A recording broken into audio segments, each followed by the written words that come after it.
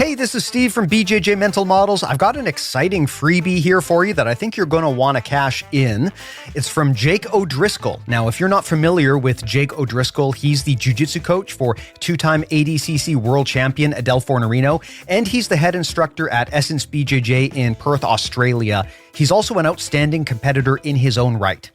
Jake has been ripping up the competition scene with a straight ankle lock variant that he's been working on. It's a really cool tool that plays nicely alongside the Woj lock, Aoki lock, shotgun ankle lock, and other modern ankle lock variations. It attacks the ankle, shin, and knee, which makes it pretty effective against even the toughest grapplers.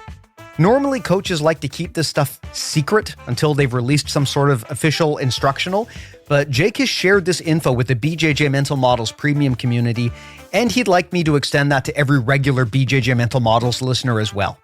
This is a brief mini course filmed as a prototype for potentially more refined instructional material later. It's super cool to be able to see this stuff early in its usage before it becomes mainstream. There's absolutely zero catch here. It's completely free, and you can grab it at bjjmentalmodels.com/Jake. Again, it's completely free, and you can get it at bjjmentalmodels.com/Jake. So grab that now before we close this off. Thanks a lot and enjoy the show.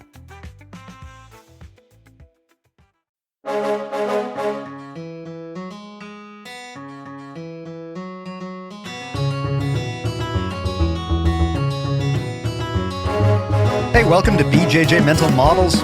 I'm Steve Kwan. BJJ Mental Models is your guide to a conceptual and intelligent jiu-jitsu approach.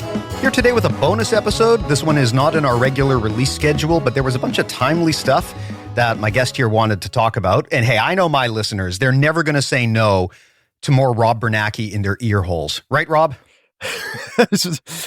In another time, I would have made a joke about that, but continue.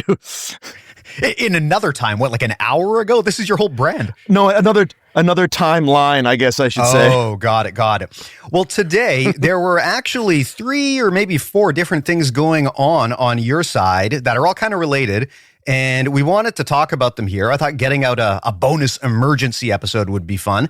So I'll turn it over to you to cover this. We're going to be talking about pedagogy. Now, I know how the jiu-jitsu community is, so I just want to confirm for everyone so they understand. Pedagogy has nothing to do with the Epstein files. This is a completely different thing. What Epstein files? That whole thing is a hoax. Haven't you heard? God, this timeline is designed to reveal the dumbest motherfuckers on the planet. Anyway, continue. Yes.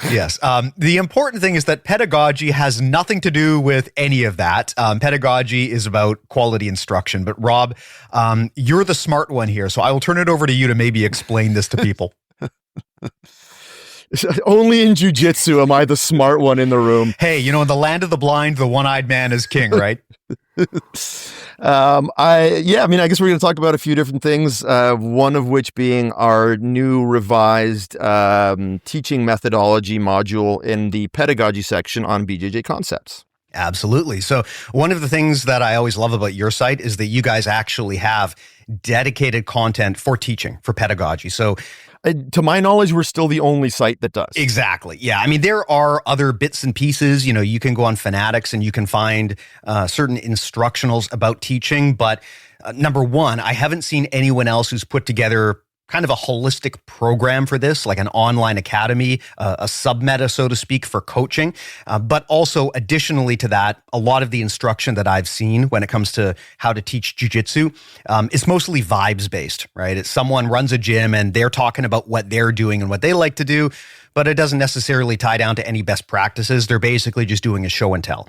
So I always love that your stuff is kind of held to a higher standard. And yeah, I heard that you revamped the whole module. So let's talk about that. What have you learned recently on the topic of pedagogy, and how does that kind of influence the way? It's not so much learned recently. It's just that anything that's on the site is like, we like to have a fair bit of, on the ground development time before we put anything out there. So what we've really done is just taken everything that I'm currently using and have been using for the past couple of years, because it's crazy how time flies. The site is now 7 years old. We launched in 2018, which sounds kind of absurd because it still feels very new to me. The pedagogy material that we put out was mostly put out. So like the modules that are in the pedagogy section, almost all of them are 5 years old or older. And I'm constantly updating how I teach, and not just what I teach. So like, obviously there's two sides to it. There's at least two sides to what I view my job to be. One side is trying to stay on top of, what is the current meta? What are the techniques that are, making the rounds? What is successful at the highest levels of competition? What are, the best in our sport doing? And, how can I both integrate that into my own jiu-jitsu, but also the jiu-jitsu of anybody that I'm able to teach. And the other side is, staying current on teaching methodology. So that's been something that I've done from the outset of my career. And, information is changing kind of constantly. So we wanted to update basically everything that we've been doing. And what we did add in, so we basically added a new module that replaced, so we used to have a module called Integrating Concepts and Techniques, which is where we would show people how do you teach this stuff? How do you go from a conceptual approach to, these are the specifics of the technique. How do you weave those things together? And we've just entirely basically removed that and replaced it with a module called Teaching Methodology, which has currently two courses on there. The first one is basically an overview of teaching methods. So it's called Understanding Teaching Methods. And we kind of go over what the current, annoying conversation is in jiu-jitsu about ecological dynamics, information processing, and the constraints-led approach. We don't really get into differential learning, which is another fairly, hot topic in cognitive learning strategies and sports and stuff like that, because that's just not something that I use very much and doesn't have a lot of, I don't want to say application right now, but it just hasn't gotten a lot of traction in the jiu-jitsu community. So I wanted to kind of keep it to this is what everyone's talking about. Here are these things. We talk about whether these things can be mixed. We talk about concepts versus techniques. We talk about games versus drilling, pros and hobbyists, blocked versus interleave practice. And then we introduce our specific methodology, which is the adaptable problem-solving method is what we call it. And then the other course that we have is the actual, the full-on adaptable problem-solving method. There's an actual course on, this is how we teach. We've got the pillars that make it up. We talk about concepts. We talk about skills. We talk about constraints, and fuck your jiu-jitsu and how those things are similar and how they're different. We talk about specific sparring. We talk about contextual drilling. We talk about learning mindset. We talk about the complexity and intensity dials and how to use them. We talk about modeling. There's a whole bunch of stuff. I could there's a ton of lessons in there, but it's basically part one is here's what the landscape of teaching methods looks like in the zeitgeist of jiu-jitsu at the moment. And then here is exactly my take on it. And here's how I teach at my academy. And here are the systems that I use to teach. Right. Now, there's always an interesting conversation to be had about how people build their programs for teaching in jiu-jitsu. Sometimes people come in and they pull in academic info. So maybe they will take a look at what the current scientific evidence says, or maybe they'll take a look at what other sports are doing and try to find a way to migrate that into jiu-jitsu. Then there's also other people who basically say, I'm focused on empirical stuff. I want to look at what's getting results from other teams in jiu-jitsu and then basically try to copy that. Of course, I think that honestly, you need a bit of both, but I'd love to know how you pull information and where you look when it comes to monitoring the zeitgeist and finding new good ideas that you can put into your program. I guess all of the above, with the added, so yes, I try to look at the science stuff. The problem with the science stuff is and this isn't like necessarily a criticism, it's just like something you have to bear in mind, is that one, none of the science we're referencing is on jiu-jitsu. It's all on like stick and ball sports for the most part. Two, the science that we are referencing is still very soft science, right? It's not like we've got people hooked up to fMRI machines while they're doing jiu-jitsu with a, placebo-controlled, double-blind, et cetera, et cetera. Like, we don't have, I know the term gold standard science has been co-opted by anti-vax grifters, but like actual gold standard science is not really what we're talking about here, right? We're talking about a lot of self-reported stuff. So like you do have to take some of the science with a grain of salt, even though it's like, it's all we got. It's not like it's as definitive as you want it to be. So you can't just like, oh, I'm just going to go entirely by the science. And then there's also like the fact that there isn't the science. There's there are kind of, differing studies that show different things. And anyway, point being, it is just one tool. The other one, like you said, is like, what are the best teams doing? What are people that are getting a lot of success doing? But then the problem with that becomes, there is a very strong element of survivorship bias to any like I refer to them as meat grinder rooms. So a lot of teams, especially if it's just like a particular like when I say teams, I don't mean like Gracie Baja where there's like 400 of them around the world. I mean like, if you got a room like, the room at Atos or the room at, New Wave or at B Team or, at Standard or whatever, like you've got a room where it's like these people who train together. Pedagogy is another example of that. Like you're talking about rooms sometimes where the training is so fucking hard that I would argue that regardless of the training method, if you put 100 guys into a room and they just beat the fuck out of each other for 5 years, the people who end up surviving are going to be awesome at jiu-jitsu almost regardless of the method, because you're just going to get like the genetic freaks and the lucky people and the incredible learners, and they'll just get good. So I am very weary to also use that alone as like, well, I'm a great coach because I've got these 2 guys who are fucking amazing and they won, this tournament or that tournament. Or even 10 guys, right?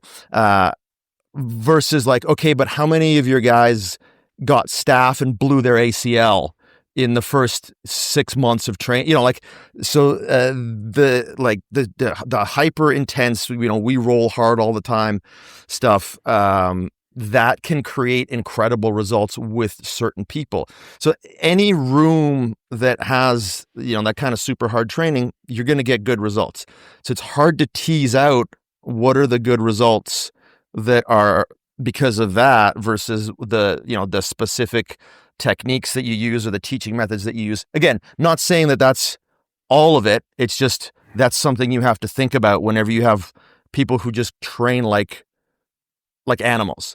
So those are the 2 things that, although I'm drawing from both of those sources, I kind of use that on top of what I'm kind of like experimenting with and trying to have happen at my academy, because I have neither of those things, right? Like I'm not fully relying on the science. I'm not fully relying on this is what the best guys are doing, although I am trying to model those 2 things to the best of my ability.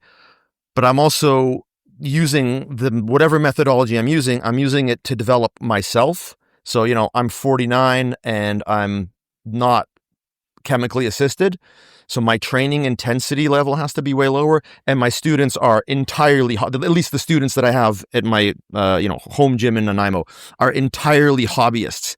So we don't have a meat grinder room. I don't have incredibly, talented, gifted people who are on gear training twice a day, or 3 times a day for that matter, and doing all the stuff that these other guys are doing. So I am using that empirical process of like, man, if it works for me and it allows me to improve really dramatically, and if it works for my students who are even less invested than I am, and it allows for them to improve dramatically and have success, then I feel like whatever initial source I've drawn from, that ultimate filter is what I use to be like, yeah, I think this works pretty well. Yeah, yeah. I like how you brought up the limitations of like empirical and anecdotal data, especially in the context of jiu-jitsu. You hear people all the time say, well, this is what so-and-so is doing, and so therefore it works. And people in jiu-jitsu are way too eager to give out advice like that. And basically they just copy what their coach did or what one of their jiu-jitsu idols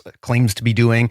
But that's not really evidence for the reasons you brought up. I mean, if we want to be scientific about this, if your method works, it should be repeatable, and it should be repeatable under control, meaning you should be able to grab, any rando, and it should be at least marginally effective. You brought up a good example of how the problem with going totally empirical with your decision making is there's a lot of gyms out there that are meat grinders, and just through survivorship bias, whoever's left over is going to be probably pretty good, but that doesn't mean the method works. It just means that the method failed 99% of people, and you identified the one outlier who can survive that shitty training process. Classically, that's been most gyms, right? Like, there are like empirically bad gyms, like gyms run by frauds that will put out one good grappler because that person is doing all the work on their own outside of the bad instruction that they're receiving, and can still become a decent grappler, right? So yeah, like, and not even referencing like the shitty fraud gyms, but like the gyms that have really brutal teaching methodology, the 45-minute warm-up, the random techniques, and then spar gyms, they still have created, there are world champions that have come out of gyms like that. Not many, but they have, right? So like you can use the shittiest methods, not just suboptimal methods, but like literally the shittiest methods, and you'll still get the results sometimes. Yeah. And that doesn't even get into the whole issue with self-fulfilling prophecies, where if a gym becomes famous enough and develops the reputation as being a competitor gym, they will draw an undue amount of attention from other people who already have what it takes to be good competitors. Exactly. Yeah. So, I mean, for example, if you were an amazing jiu-jitsu athlete and you want to be a world champion and you feel like you're not getting that at your home gym, wherever you train, I mean, where are you going to go? Probably, if you're listening to this, you probably got like 5 famous gyms in mind that just by reputation you think would be a good fit for you. Those gyms benefit from that reputation because it means that they draw in people who already have gone through someone else's meat grinder. They've already kind of been self-selected as one of the just naturally exceptional people at jiu-jitsu. And now those people are all flocking to the same place to train together. So that gym might even wind up producing a bunch of amazing results, but that doesn't mean their coaching methods are great. It could just be that through cultural conditioning, they created a place where some of the naturally best people in the world got together. And that's not to take away from their accomplishments at all, but just to say that if you're looking at empirical evidence only and you were to copy what one of these gyms are doing, that does not at all mean you are likely to get the same results that they got. So that's kind of the limitations of using empirical anecdotal data as the basis for making your decisions in jiu-jitsu. I just wanted to double click on that because so many people in jiu-jitsu make their decisions anecdotally, right? They see what one of their favorite coaches is doing and they just emulate it, but that's not always the best way to make decisions. Agreed. And not just jiu-jitsu. I mean, I think a lot of people don't understand the difference between anecdotes and data. Yeah. Well, I mean, it is understandable if you haven't been trained in it, right? Because when you're looking at evidence, you tend to be looking at broad swaths of data, which are normally anonymized and several steps away from any direct impact on you.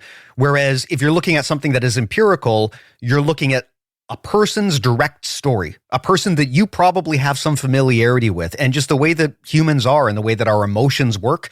we just weight stories, especially when you can tie them to a personality that you know or a person that you know. Whereas broad data and broad studies just sounds like, that's boring, grandpa, right? And it's easy for people to tune out and not understand that this broad collection of data can actually impact them significantly, even though it doesn't mention you by name, right? So I think that's where that fallacy comes from sometimes. But yeah, and like the fact that poor decision making has been propagandized into our like society. But yeah, continue. I can tell you that like half of the business model around here is poor decision making, right? Especially when you get into creating content for stuff like YouTube. But I do also want to pick your brain on something else you brought up, which is the concepts versus techniques discussion. Now, I think you are probably in the same boat as me, where because of the name of your brand, BJJ Concepts, people sometimes erroneously assume that you're all or nothing in on this concepts bandwagon. And you're like, techniques are dead. They don't exist. Only concepts. And I know, of course, that that is not entirely your approach. So I thought maybe this would be a good time to have you explain, like, where does the line between concepts and techniques start to blur together? And what's your current teaching understanding of how you like to present that balance to your students? Yeah, I mean, I think the simplest way to put it is just that like techniques are just concepts in action, right? Like that's, it's just that when we say techniques, again, like, hate to say it, but like some of these phrases have just like the well has been so poisoned. But like when we talk about a technique, the way that somebody processes a concept or applies it is the technique. And some people have a more advanced or more effective, at least within a certain time span, because obviously all this stuff is cyclical, and things get solved and things get new things get developed. But like within our current understanding, there are sort of like best practices, and that's, I guess, where I would say the technique stuff comes about. Is like I can understand conceptually what I'm trying to achieve in a given context, in a given battle that we're having, but I may not have the absolute best way of doing it. And then I see that like so-and-so who is a specialist at this particular approach does their arm bar or does their knee cut pass or whatever this way with this particular focus, and that particular focus might not always translate. But if I can isolate why conceptually that particular focus works for them, then I can enhance my understanding. So the way that I teach folks is like, if you're trying to like, we talk about the heart of our teaching method is we want you to experience the problem live, and we want you to experience the solution live. And in between that, there are a lot of ways that we can arrive at that, right? So the experience the problem live is just like whatever we're working on, you need to be trying to do it on somebody who is trying to not let you do it. So like this idea of, which, I think this is a bit of a straw man, but the idea of like dead drilling, where there's just like a ersatz corpse laying next to you and you're just doing it on them. Like, I don't think that exists that much in very many gyms. I'm sure there are some really shitty gyms that do that, but like, I really don't know anyone that does that. So, I believe. But again, though, Rob, I think that might be a survivorship bias or a self-selection thing. Because there are many people in my community who say the same thing. Like, I don't know any gyms that still do this dead drilling. Is this even still a thing? But of course, the people who get into our types of communities tend to be the kinds of people who are looking for a better way to coach already. I mean, I can tell you, I started, look, I'm an old ass man now, but back in my day, when I started training at Gracie Baja, this was absolutely how they trained, right? It was like you would spend a third of the class just drilling on a corpse. Oh, I'm not saying these gyms don't exist. I'm just saying that at this stage in the jiu-jitsu world, if you're at one of these gyms, I mean, there are still really bad gyms, but they're becoming fewer and farther between. Like when I open my gym, and I think I've used this phrase quite a bit, is like, it was hard to find a good gym. Like in, let's say, like the Vancouver area, it was really hard to find a good gym. Not that I'm in the Vancouver area, but like my experience, I'm not going to reference Vancouver Island because Jesus fucking Christ, what a disaster. But like, when I would go to Vancouver and we'd go to tournaments, I could look at the gym name next to somebody who was competing against one of my students. I can be like, well, that guy's going to suck. Like, there's literally no way that guy can be good because the gym they come from is not capable of creating competent grapplers. Whereas nowadays, I'm like, fuck, I can't, like, there's no process like that because it used to be hard to find a good gym. Now it's hard to find a bad gym.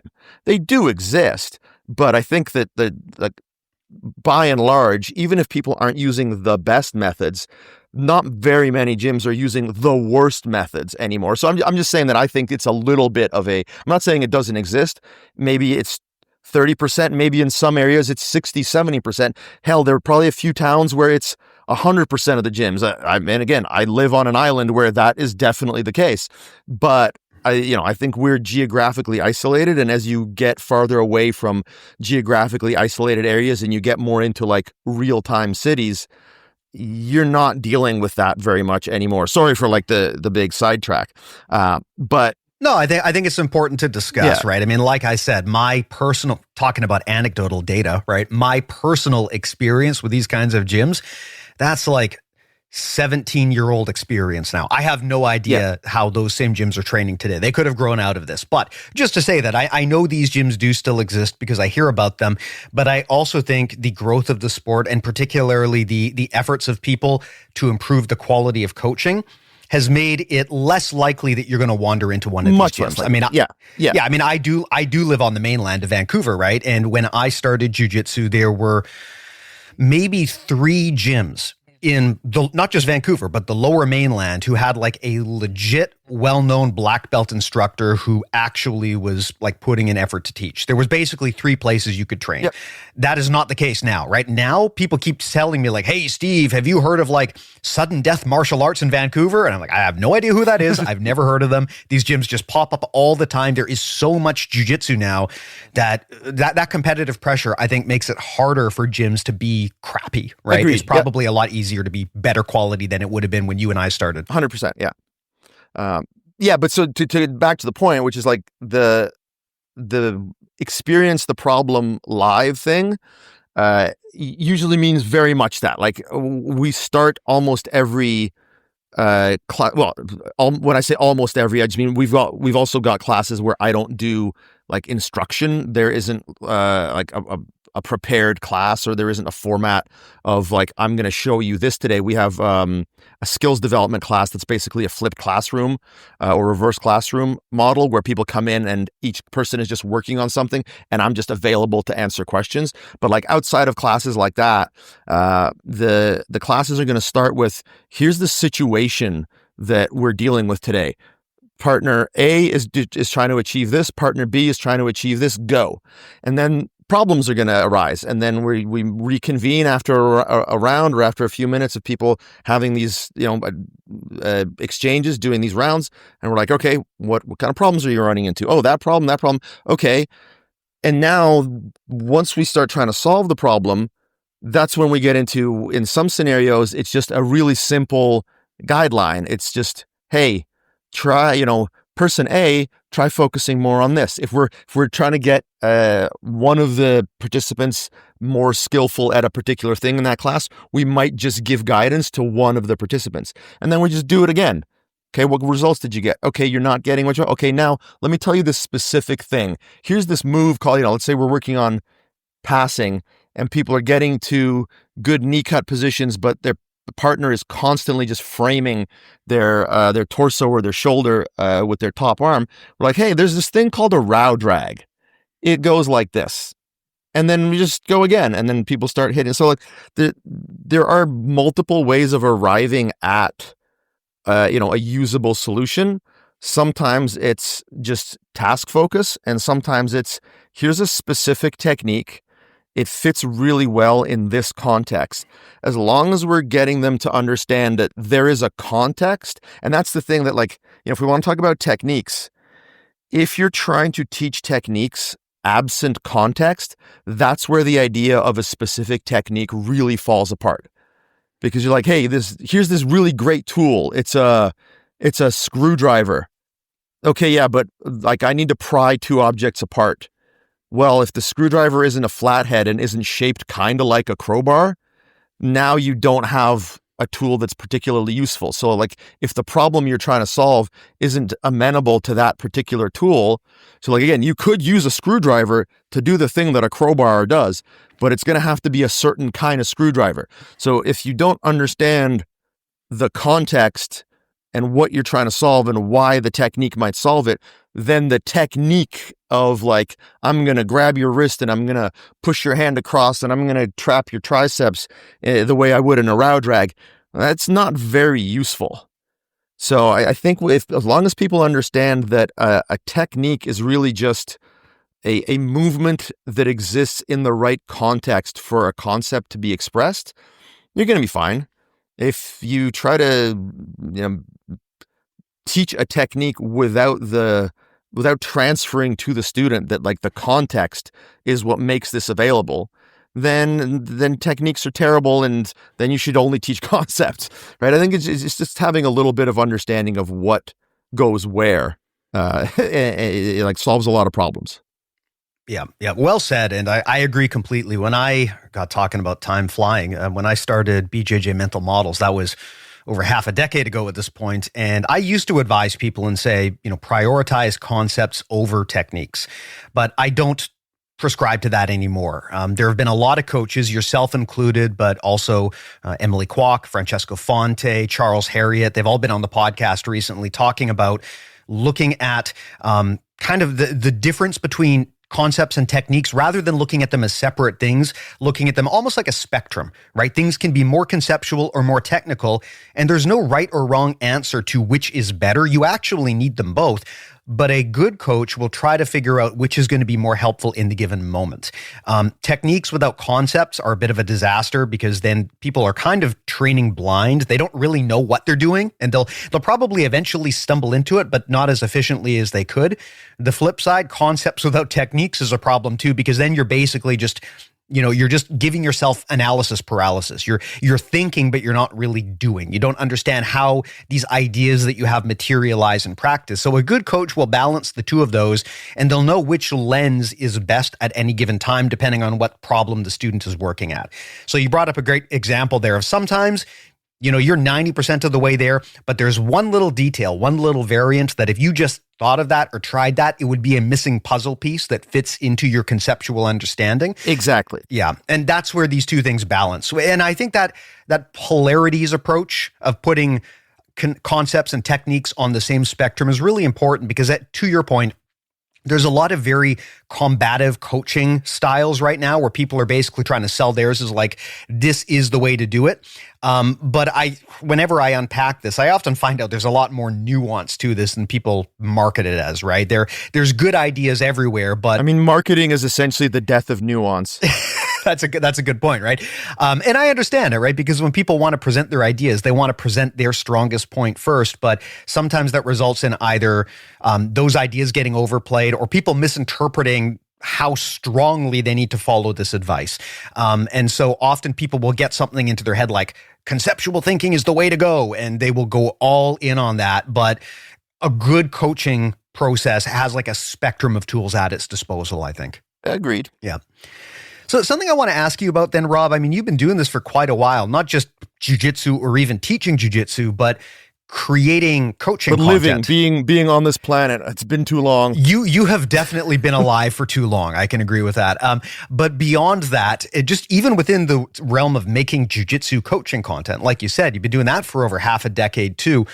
What do you do differently now in terms of the way that you teach today and what you've learned versus maybe the way that you would have taught, say, 5 years ago? What's the evolution look like recently? Man, it's hard to say when you're in it, because I've been teaching the way I'm teaching right now for like the last probably 3 or 4 years. So I'm sure there's been some gradual, maybe even longer than that. It's really hard to I would have to sit down and because I don't take notes the way I used to. Like when I was learning before I got my black belt, I used to take a lot of notes, and I really don't anymore. So it's hard for me to be like, wait, what do I do differently now? I mean, I definitely try to, and I mean, this isn't differently. This has been an ongoing process from the beginning, which is I try to teach less. In the sense that like I try to have people experience as much of the material as much as possible and receive it as little as possible. So like the way that I would have taught a class 12 years ago versus 6 years ago versus 3 years ago, it's just like I try to do less talking unless I think it's really important. There are like one of the things that I've noticed. So I can pinpoint one thing. Okay. So one of the things that I'm trying to do nowadays, and I don't think this is as much like, coaching about jiu-jitsu. I think this is more just in general. I think people are fucked in the head a lot more than they were 5 years ago. I think we're noticed, huh? Yeah, I think we're living through, it's obvious that we're living through pretty like shitty, like drastically unpleasant times, historically across the world. Like it's bad shit. We're just experiencing a crazy amount of trauma. And so I think that the awareness that I'm trying to bring to classes is there's a term in psychology called emotional dysregulation. And so probably the biggest thing that I'm doing differently in the last year or two, aside from like anything specific to do with, technical or conceptual or whatever, like jiu-jitsu instruction, is just trying to bring people's attention to the idea of emotional dysregulation and the fact that folks are showing up to class with their head firmly ensconced within their asshole and trying to get them to remove it from there so that they can actually pay attention to what is going on. Because people are literally like absolutely not able to hear a fucking thing I say sometimes. They're so up in their head. Like I can give a unbelievably simple instruction and people are like, so hang on a second. So what are we doing? I'm like, dude, you're starting with both ankles and you're trying to get past the legs. I didn't sit there and like give 5 minutes of detailed instruction on how to do a reverse Della worm entry to the worm bar, right? Like I gave you a very basic fucking task. How did you not hear me? And it's literally just because like whatever the fuck is going on in their life, they came in and they're just all fucked up. And you actually have to draw attention to that for people and be like, hey folks, just a reminder, whatever was going on in your life before you set foot in the door, you're now in jiu-jitsu class and you are responsible for the safety of your body and another human being's body. Please bring the necessary focus to that so that, whatever's going on in your head, you have to leave it somewhere else. So that is just something that I am trying to do, is just like make people aware of emotional dysregulation and just where to bring their focus. Well, I think that this is a problem that has actually been going on for a long time. And I think, you could probably trace the start of it back to the emergence of social media and just what that's done to our attention spans and just constantly being bombarded with things that are intended to take our attention and social media and it's accelerated with quote unquote AI, even though it's not actually AI. That's a marketing term. My actual hope with so-called AI is that it creates a whiplash effect where, because people realize that anything could be fake, people close their minds to a lot of garbage and just become a bit more skeptical about the stuff that they see on the internet. That would be amazing if that happened. Unfortunately, that's not how this shit works, right? Like, are you familiar with the quote from Hannah Arendt about how like the purpose of constant lying isn't to make people believe the lies, it's to make people not believe anything? Yeah. It's like intellectual nihilism, right? And so the problem then is you can get people who just completely tune out and opt out, which is its own problem. I think the downside is that if people think that anything can be fake, they'll just choose to believe whatever they want to believe even more than they did before. It'll be worse than social media alone. Yeah, you could be right. Well, I think that again, this is actually where jiu-jitsu has a particularly unique ability to reach and help people. I've been thinking about this a lot recently, and what is the real benefit to jiu-jitsu? Why do we actually do this? In a world where it is increasingly difficult to get people together and engage in person as humans, jiu-jitsu is a really powerful opportunity to get people to connect with each other and to do something, to take them outside of their comfort zone. And I think that a lot of modern jiu-jitsu teaching needs to focus on that human side of things. Like, how do we get people into the room, make them want to come here, make them engage with the crew? And it sounds like you're kind of thinking about that as well.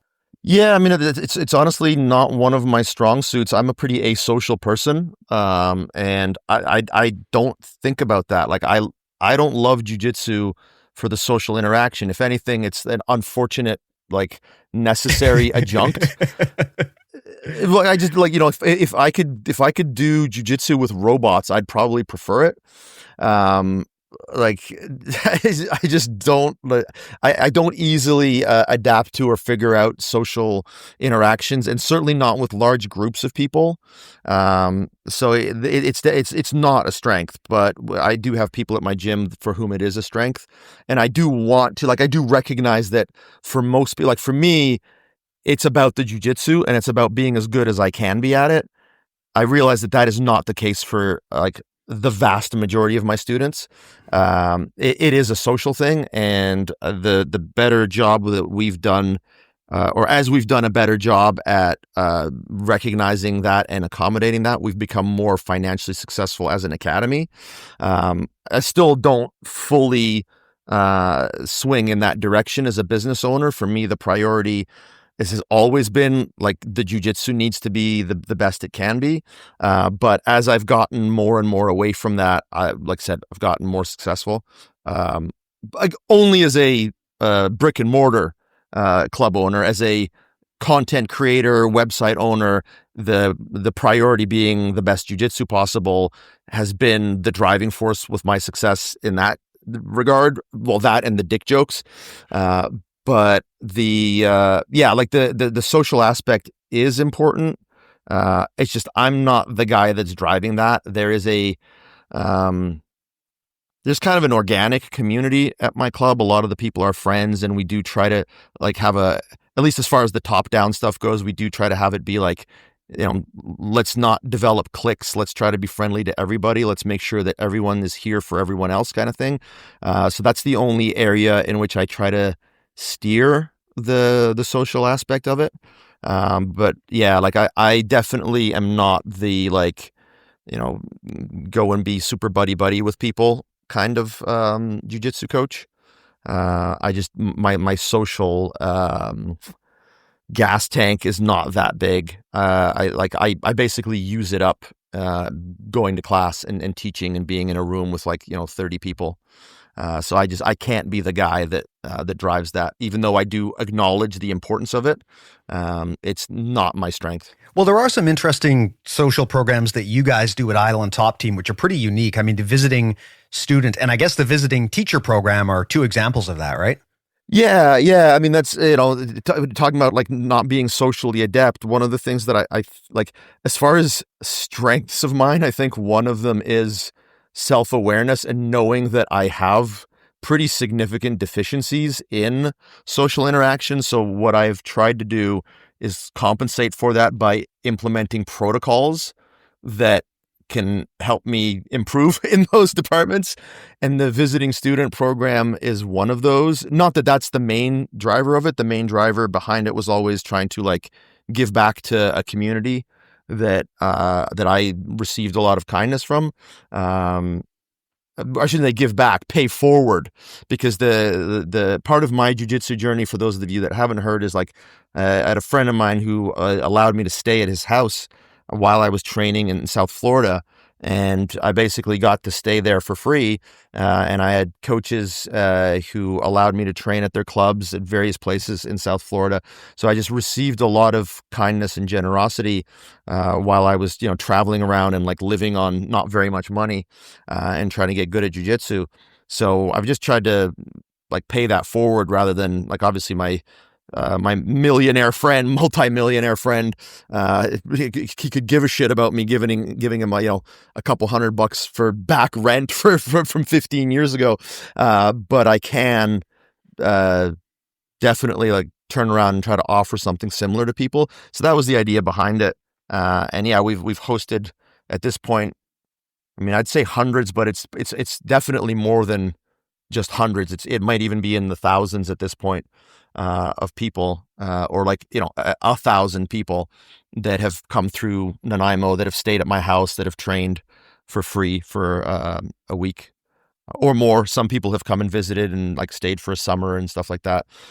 So that's a program that we use both to enhance the experience of the people visiting. They get to experience our school and our teaching methods, and they get to hang out with me, which is probably as much of a detriment as it is a positive, but nonetheless, some people seem to enjoy it. Look, we just call it the authentic Rob Biernacki experience, okay?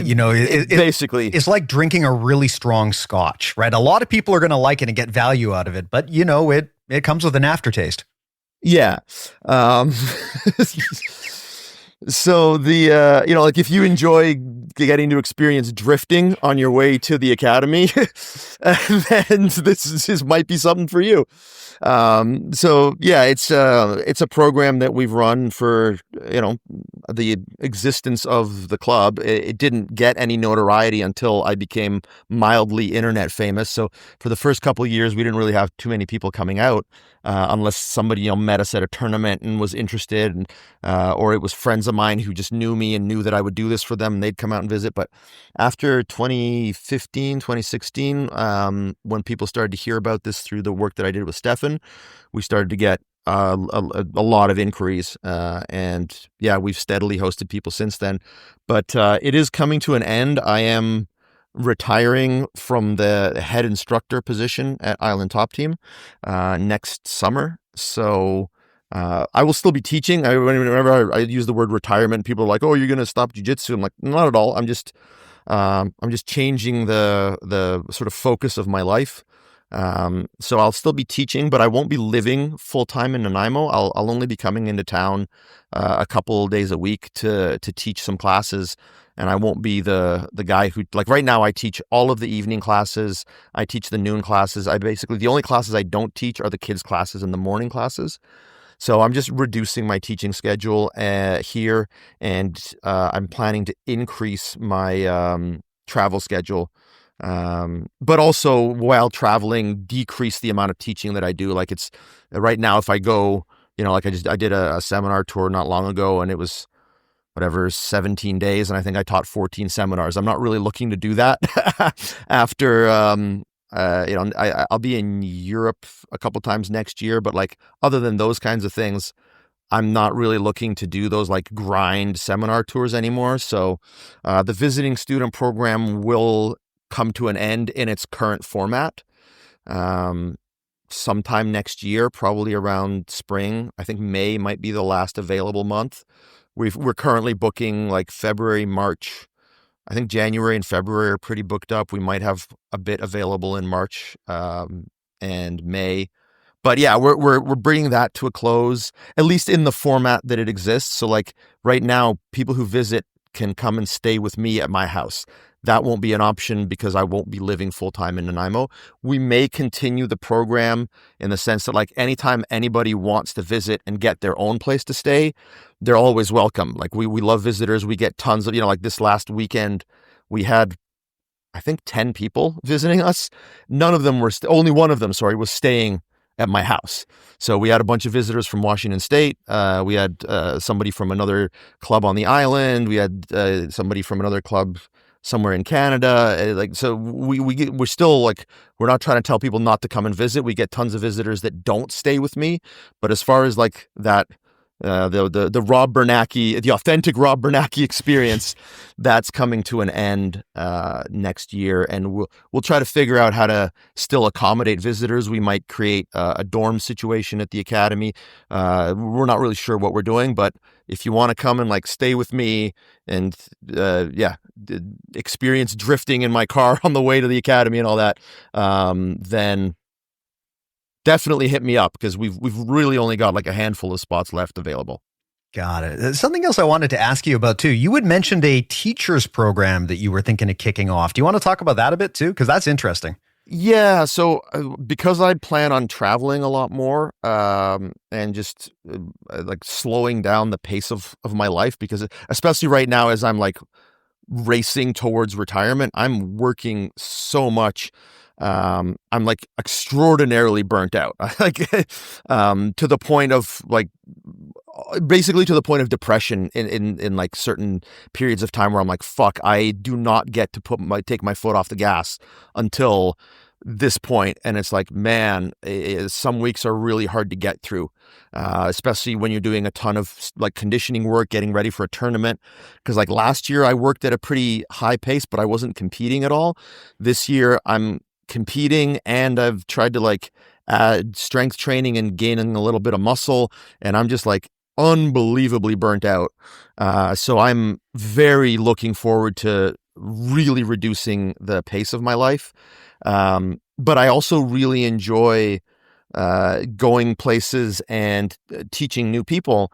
And so I was kind of thinking of replacing the visiting student program in its current iteration with a visiting teacher program, where it's sort of like the inverse, where if somebody is interested in how I teach and wants me to come to their club and basically like show them, hey, this is how I run classes, you know, I could go somewhere for, let's say, a week. As long as you get me there, you don't have to pay me. Or if like somebody wants to bring me out for a seminar, let's say, and I teach the seminar on Saturday, but then I spend the entire week there and just kind of show you how I run classes and how I teach and train people. I'd be really interested in doing that, provided it's somewhere I want to go. So like, I don't want to say which countries, but I'm definitely less likely to say yes to certain places, certain locations. You know, like if you've got a fucking school in Bali, you know, hit me up. But no, like there are tons of places in the world that I'm interested in going. And as long as you can get me there, I will happily hang around and teach. And also, frankly, the genesis of this is that I've got a pretty good group of affiliates that I really like.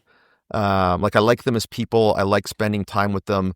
My affiliate program is not a commercial venture. I don't like the kind of pyramid scheme aspect of affiliation in jiu-jitsu. So like I don't charge for it. So the people that I'm affiliated with are pretty much people that like, I just like them. And so the idea originally was just like, hey, I'm probably going to go to my affiliates. Like I'm going to spend more of my time in, you know, retirement or semi-retirement or whatever you want to call it, just going around to the affiliates. And rather than just like going there for a weekend, I'll just go down for a week and I'll just kind of teach there and hang out with my friends and do jiu-jitsu with my friends. And so, you know, I spoke to a couple of the affiliates about that and they're like, fuck yeah, that sounds awesome. And, you know, just being the type of person that I am, I want to share these sorts of things with the entire community. So, you know, once I have met my commitments to my affiliates and I've got some extra time available, I just wanted to put it out there that like anybody that's not part of my, like it's not exclusive to my affiliate network. Obviously those are my priorities and I'm going to go there before I go somewhere else.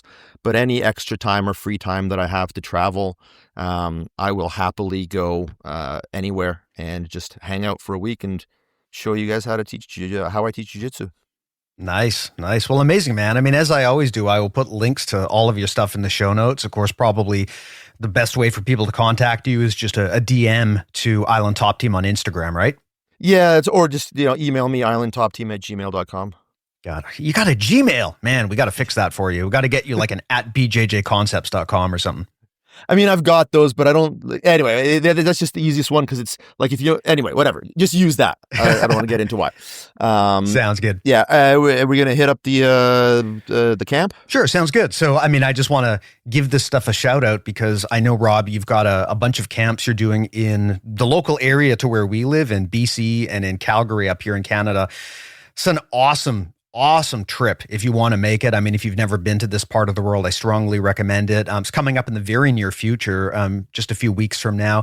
It's also probably pretty affordable and easy for a lot of people. I'll start off with the Invermere one. So for those who don't know, Invermere is just an absolutely gorgeous like nature area in British Columbia, Canada here. One of the gyms in our community, Jiu-Jitsu Invermere, is hosting Rob. So if you listen to this and you think, man, sleeping on Rob's couch for a night sounds great, or having him sleep on my couch for a night sounds great. But what I really need is to be locked in the woods with this guy for 3 whole days.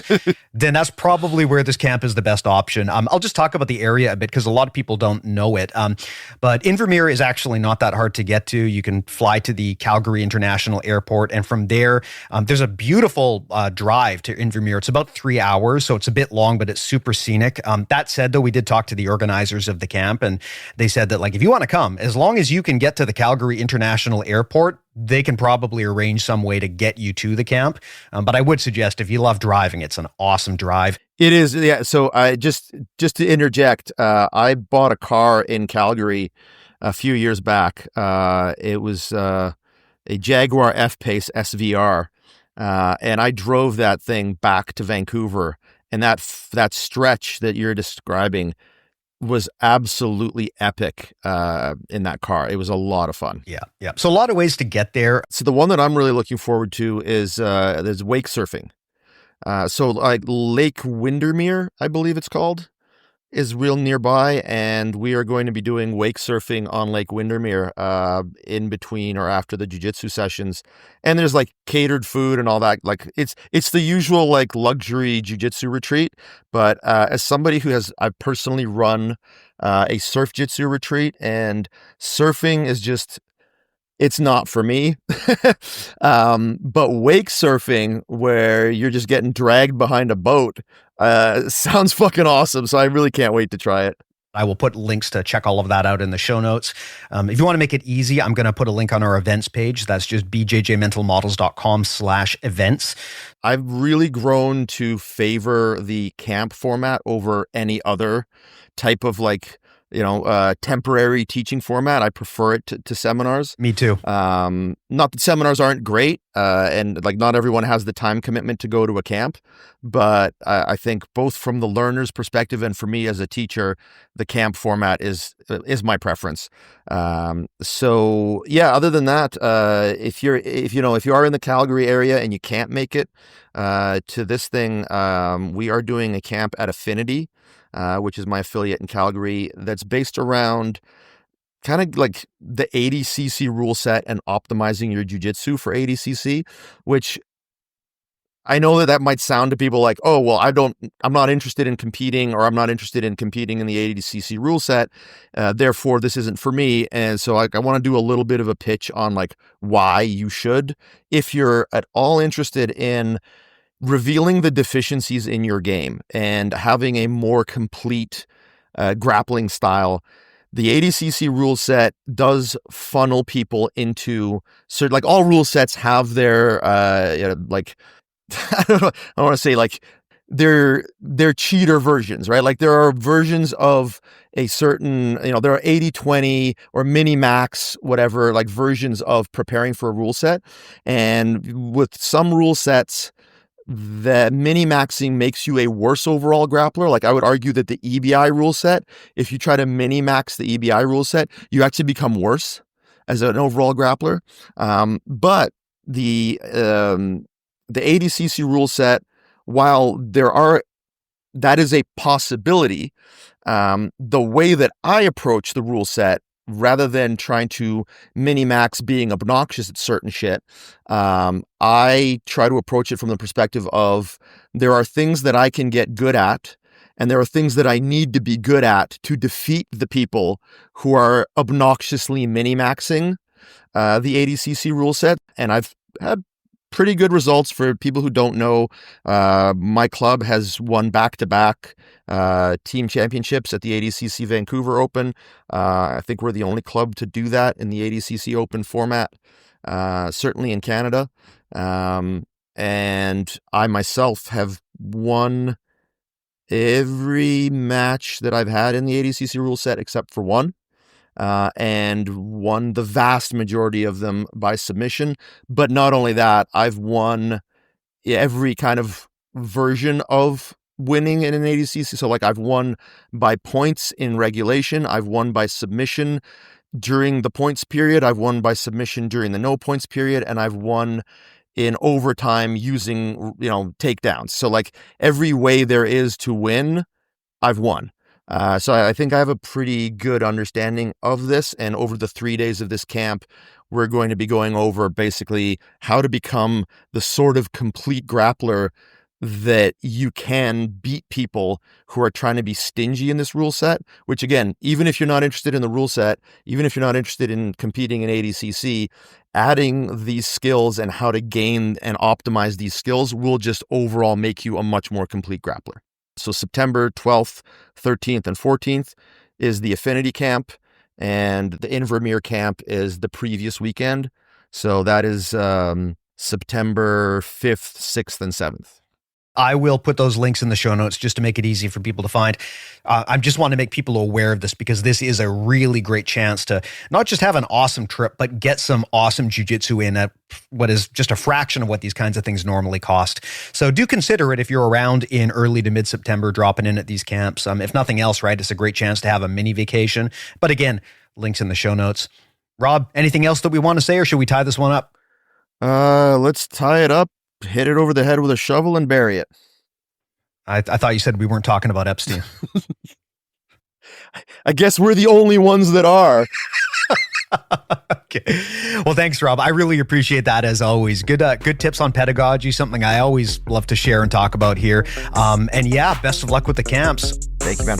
Thanks, man. Thanks to the listeners too. And we will talk to you in the next one. See you then.